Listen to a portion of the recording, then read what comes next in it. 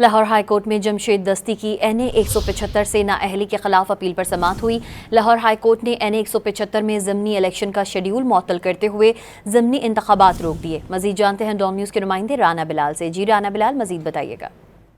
جی دیکھیں، Lahore high court میں جمشید دستی کی این اے 175 سے نااہلی کے خلاف اپیل پر سماعت ہوئی ہے اور لاہور ہائی کورٹ نے این اے 175 میں ضمنی الیکشن کا جو شیڈول ہے اسے معطل کر دیا ہے اور این اے 175 میں ضمنی انتخابات روک دیے گئے ہیں، جبکہ فل بینچ میں جمشید دستی کے خلاف الیکشن کمیشن کی جانب سے جاری کرپٹ پریکٹسز کی کارروائی جو ہے اسے بھی معطل کرتے ہوئے اٹارنی جنرل پاکستان کو 27A کا نوٹس جاری کرتے ہوئے آئندہ سماعت پر معاونت کے لیے طلب کر لیا ہے، اور ساتھ ہی ساتھ لاہور ہائی کورٹ نے الیکشن کمیشن کو بھی نوٹسز جاری کرتے ہوئے آئندہ سماعت پر جو ہے وہ طلب کیا ہے۔ Chief justice Lahore high court justice miss Aalia Neelum کی سربراہی میں 3 رکنی بینچ نے جمشید دستی کی درخواستوں پر سماعت کی تھی، اور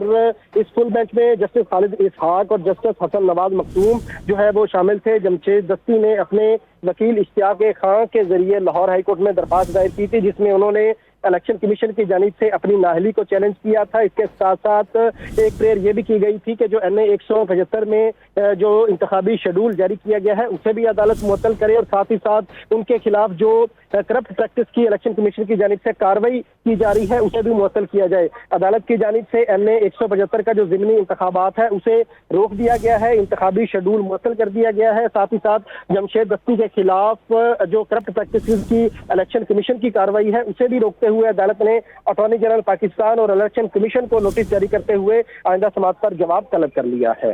رانا بلال اپڈیٹ کر رہے تھے، آپ کا شکریہ۔